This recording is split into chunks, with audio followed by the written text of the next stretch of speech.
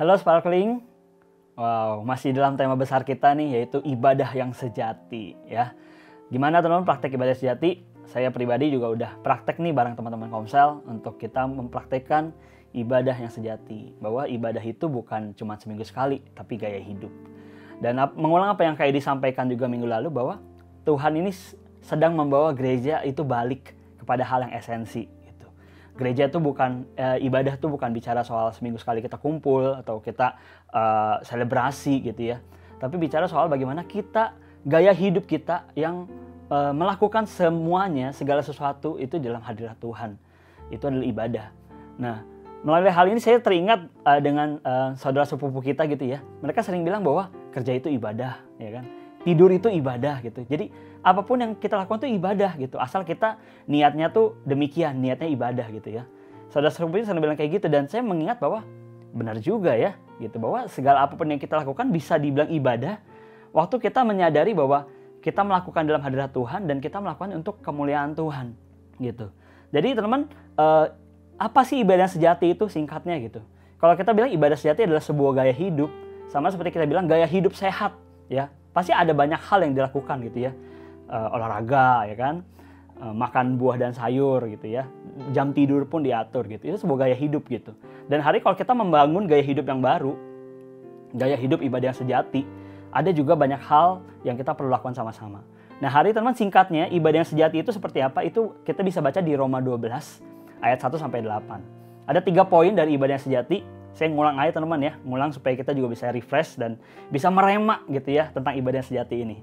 Yang pertama itu mempersembahkan tubuh sebagai persembahan yang hidup berkenan kepada Allah. Yang kedua, kita ngalamin pembaharuan budi. Dan yang ketiga, kita hidup di dalam tubuh Kristus. Praktek kita saling mengasihi.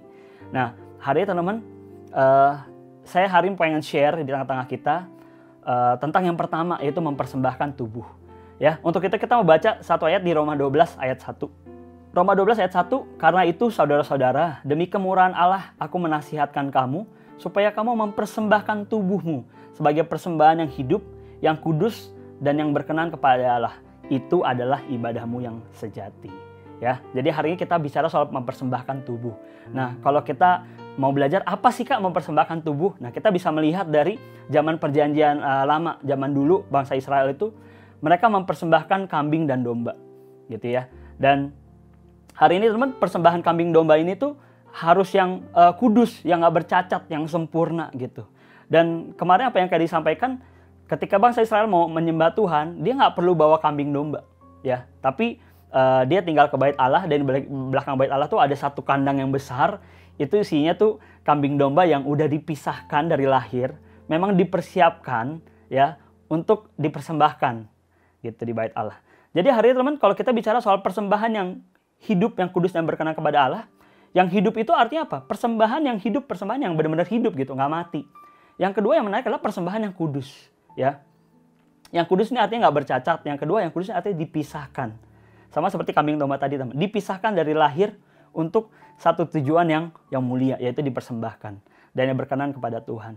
Jadi hari ini teman, di zaman perjanjian baru, kita nggak lagi persembahan bawa kambing domba. Tapi di sini bilang apa? Yang kita persembahkan adalah tubuh kita. Yang kita persembahkan adalah hidup kita sendiri, teman. Maka di sini Paulus bilang bahwa mengajak jemaat Tuhan untuk mempersembahkan tubuh.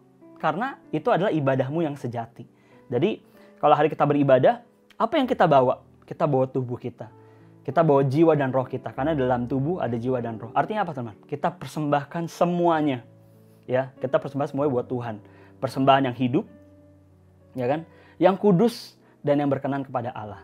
Ya, hari ini apapun teman, segala sesuatu, tubuh kita, jiwa kita, roh kita, kita persembahkan. Dan hari teman-teman, kenapa sih kita masih mempersembahkan tubuh kita? Ya, tahukah teman-teman bahwa tubuh itu adalah bait Roh Kudus? Ya kan, tubuh kita adalah bait Roh Kudus. Tubuh kita adalah tempat Roh Kudus berdiam. Ya, jadi kita harus persembahkan tubuh kita, ya, kita persembahkan hidup kita, supaya Roh Kudus bisa menguasai kehidupan kita. Artinya apa? Supaya kita bisa hidup di dalam hadirat Tuhan. Kita bisa hidup sesuai dengan tuntunan Tuhan dalam kehidupan kita. Nah, hari ini yang disebut konsep namanya Coram Deo. Ya, bagaimana kita hidup, menyadari dan tinggal di dalam hadirat Tuhan.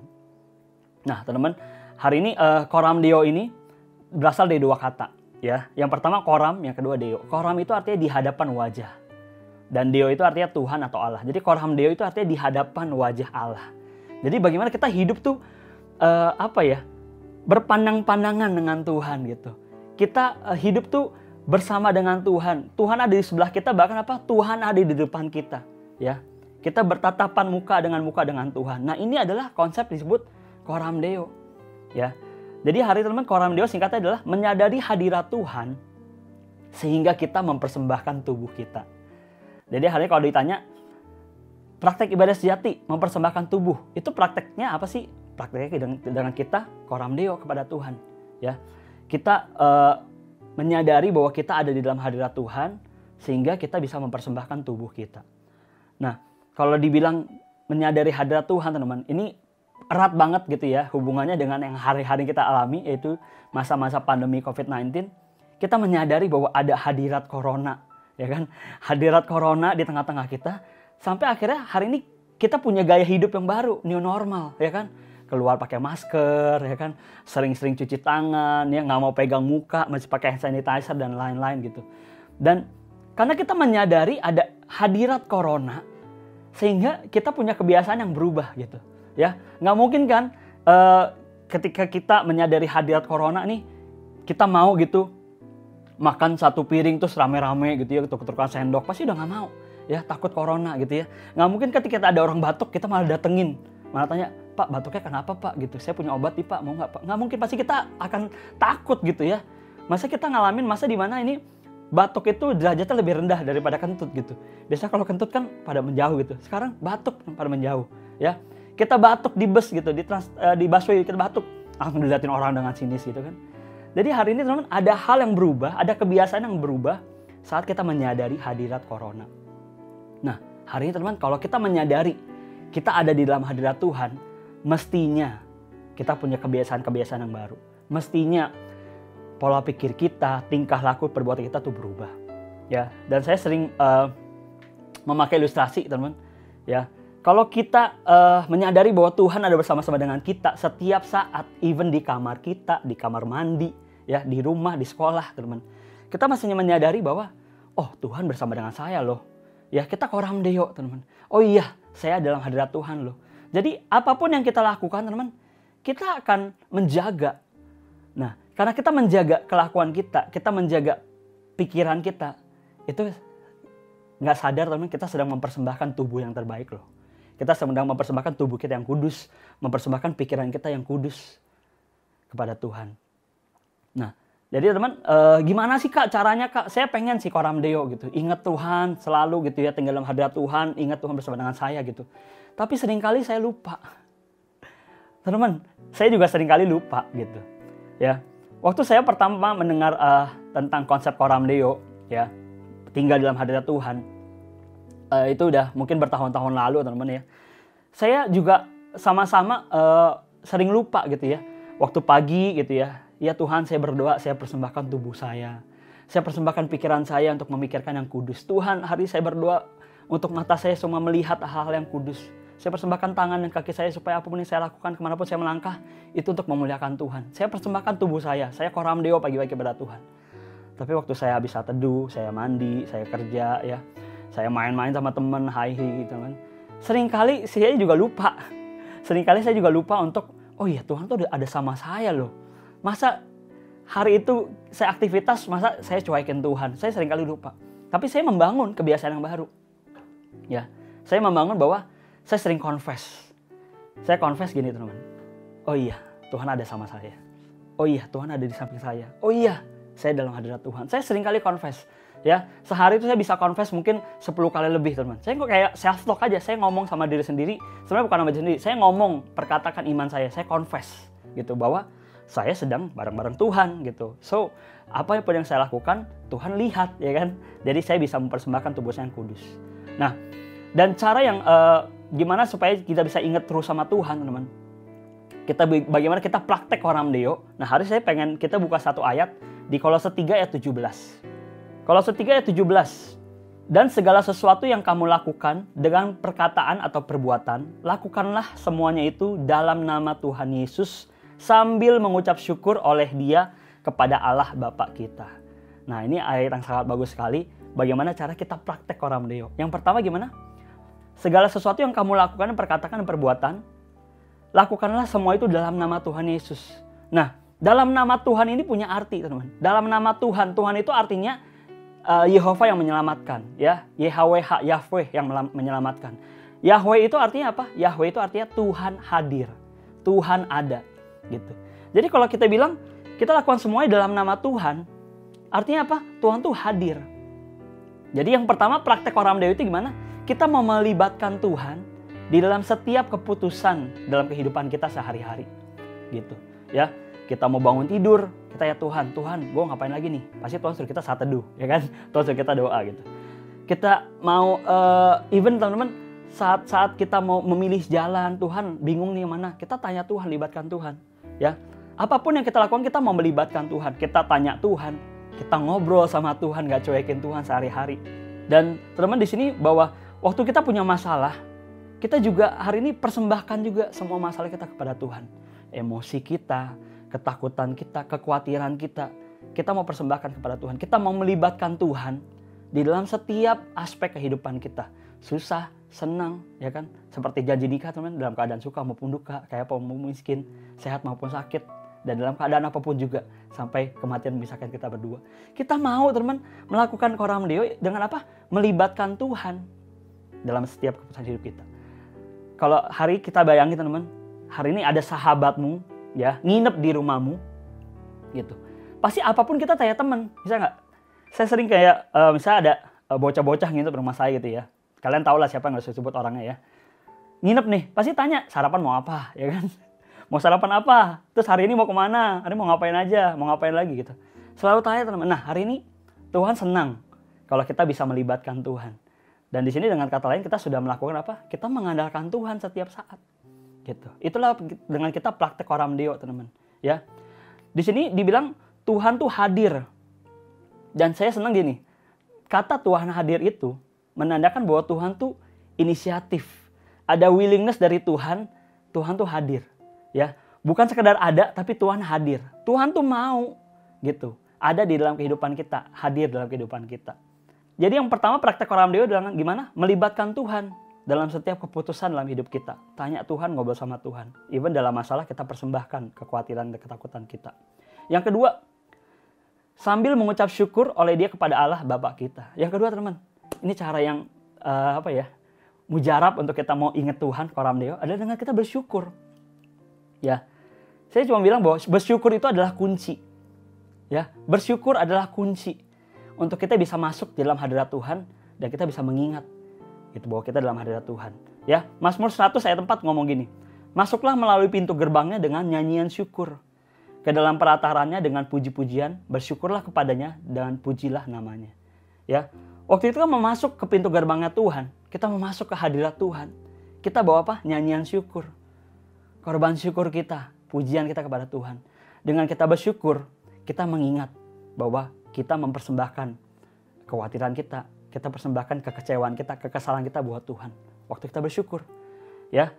Kebalikan teman, waktu kita bersungut-sungut, kita mengeluh, kita sedang nggak mempersembahkan, kita sedang menyimpan sendiri kekesalan kita, teman. Kita nggak mau let go, kita nggak mau lepasin.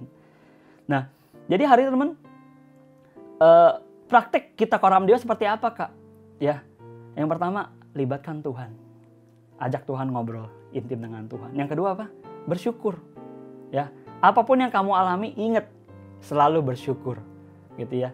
Saya ingat banget, teman-teman, sering banget gitu dalam kehidupan saya gitu ya. Gak semua tuh berjalan dengan mulus, ya.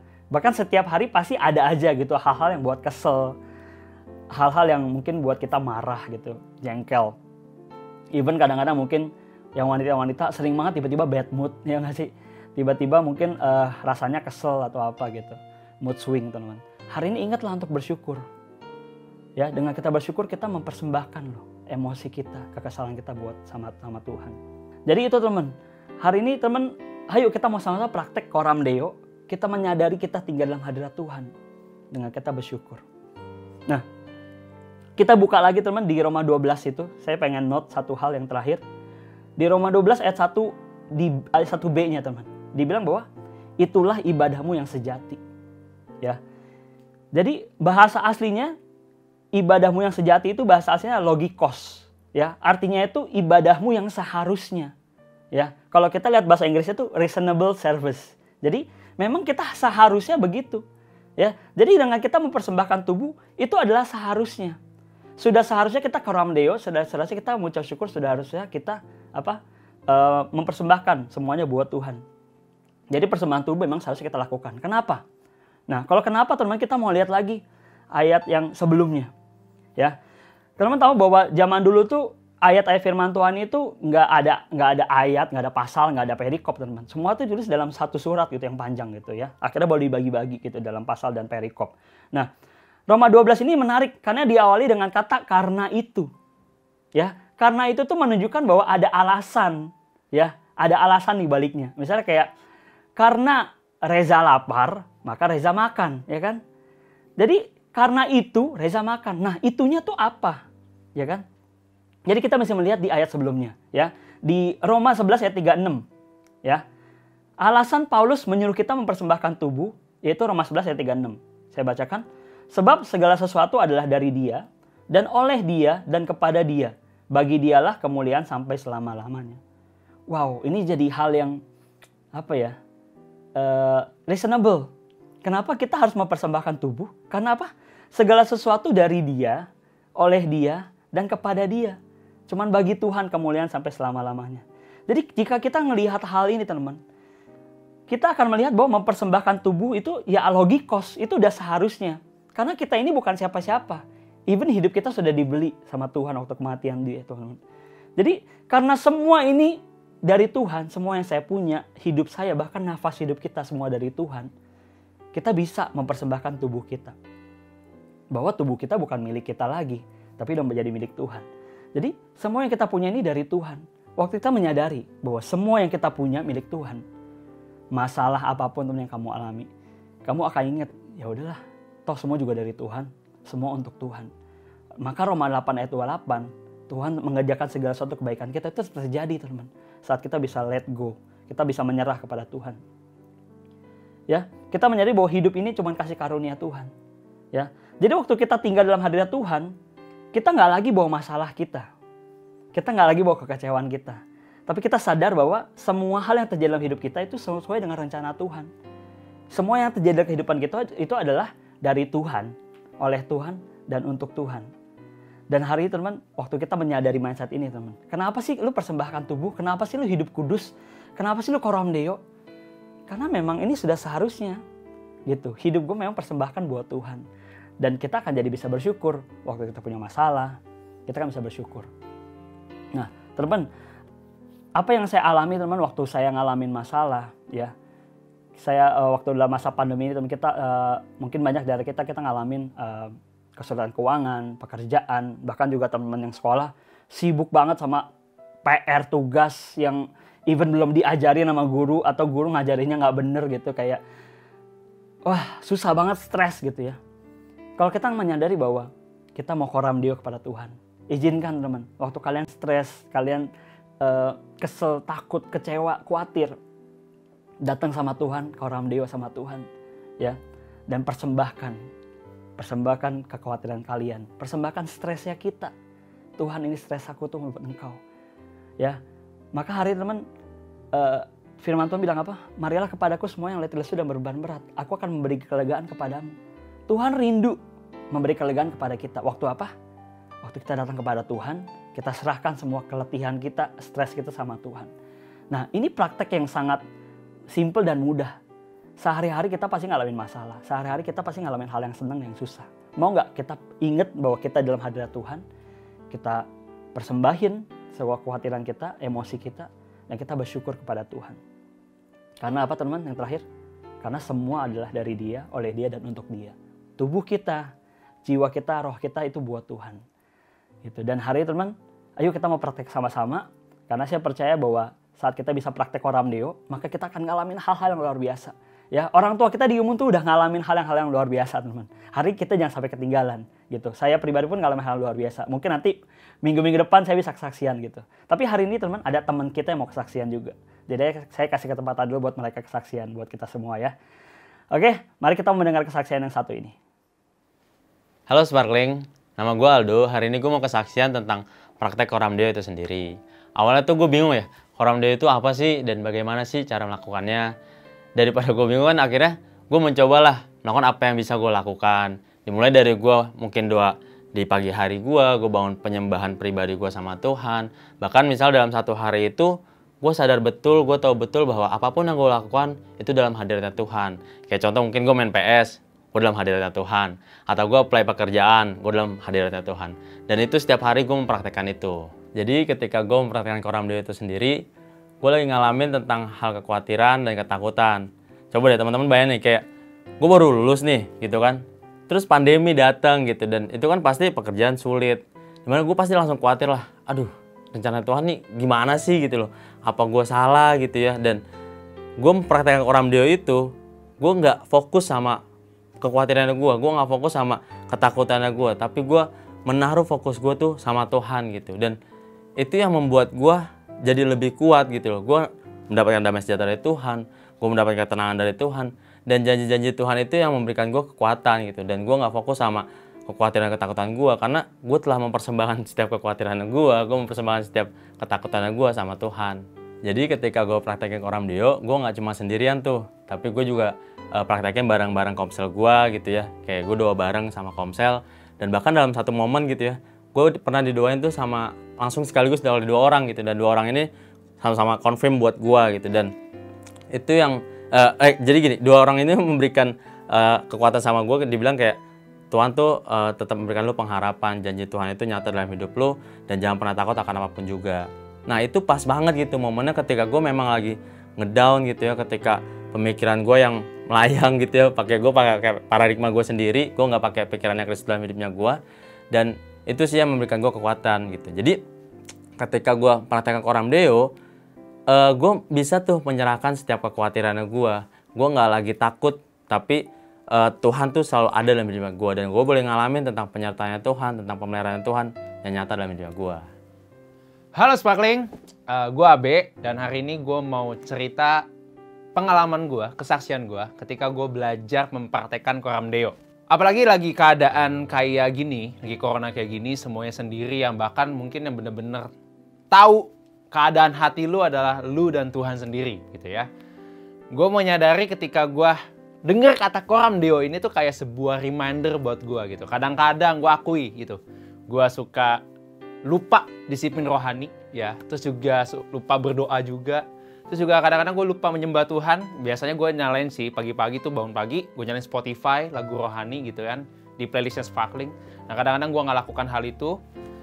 Tapi hari ini ketika gue mendengar Koram Deo lagi, itu kayak reminder gue lagi bahwa iya, gue harus keep up untuk tetap menjaga hubungan intim gue dengan Tuhan. Nah ketika gue mempraktekkan itu bersama dengan keluarga gue kebetulan ya, bersama bokap, nyokap, sama adik gue gitu ya, melalui doa bersama. Nah ketika gue doa bersama, kita sekeluarga dapetin bahwa kita harus membentuk doa sepakat ya, di tim GA kita sih, di area kita ya. Nah jadi bokap nyokap gue itu bentuk doa sepakat untuk orang tuanya, dan gue itu untuk anak-anaknya. Tapi ketika gue denger hal itu, gue nggak langsung otomatis untuk langsung kerjain, semangat, langsung gue bangun doa itu. Enggak, tapi banyak alasan-alasan yang keluar dari mulut gue gitu. Kayak, sibuk, mungkin banyak pelayanan, kayaknya mereka nggak bisa gitu. Dan akhirnya mungkin yang orang tua udah jalan duluan, 2-3 minggu, dan gue masih belum jalan dengan alasan yang sama. Sampai satu titik, ketika gue berdoa bersama keluarga lagi, Tuhan memberikan gue peringatan gitu. Tuhan memberikan gue peringatan bahwa, come on gitu loh, lu harus seriusin hal ini. Dan akhirnya gue mulai gue mulai taat sama Tuhan. Karena gue gak mau lagi gak taat gitu. Oke, gue taat. Dan akhirnya gue mulai buat grup WhatsApp ya. Ketika gue buat grup WhatsApp di minggu itu, gue langsung praktekin. Kita langsung kumpul doa sepakat bersama-sama. Kita bisa saling mendoakan satu sama lain. Lu ada kesulitan apa, kita bernubuat juga satu sama lain. Itu keren banget. Dan sehabis itu, ada sesi sharing gitu, kita cerita-cerita, dan ada salah satu anak dari situ cerita bahwa dia itu ngerasa kayak happy banget, dia nggak merasa sendirian gitu. Gue juga bingung sih kenapa lu bisa ngomong gitu, dan ternyata itu dimulai dari yang kemarin waktu gue berdoa jam 9 malam, jam 10 malam kira-kira ya. Terus gue buat grupnya, dan di saat itu ternyata dia tuh lagi ngerasa kayak lonely banget dan kayak nggak ada temen gitu loh yang bisa nemenin dia. Dan tiba-tiba ada pop-up WA itu muncul, grup WA itu, dan itu dia ngerasa bahwa Tuhan itu kasih dia sahabat gitu, sahabat rohani dia yang bawa dia kepada Tuhan. Dan gue dapat poin kayak gini, ketika gue lakuin Coram Deo, ternyata gue mulai lebih ngerti dan peka sama kemauan Tuhan dalam hidup gue. Dan ternyata dari hal yang kecil yang gue lakukan, gue bisa jadi dampak dan berkat buat teman-teman di sekitar gue. Gitu aja sih teman-teman, thank you. Wah, luar biasa banget ya. Teman kita Aldo sama Abe, dia ngalamin Tuhan, bagaimana dia praktek Coram Deo. Mereka bisa ngalamin hal-hal yang luar biasa, bahkan hal-hal yang biasa juga sih. Tapi hari teman bukan masalah hal yang kita dapetin, tapi bagaimana kita mau mempersembahkan. Mempersembahkan artinya apa? Kita aktif, ya. Bukan apa yang kita dapat, tapi apa yang kita berikan buat Tuhan. So, hari ini yuk praktek sama-sama Coram Deo. Dan saya mau kita lihat sama-sama, akan banyak kesaksian, akan banyak cerita di Komsel-Komsel, bagaimana waktu kita praktek Coram Deo, kita bisa ngalamin damai sejahtera, kita bisa ngalamin ketenangan, dan kita juga bisa tahu kehendak Tuhan buat hidup kita seperti apa.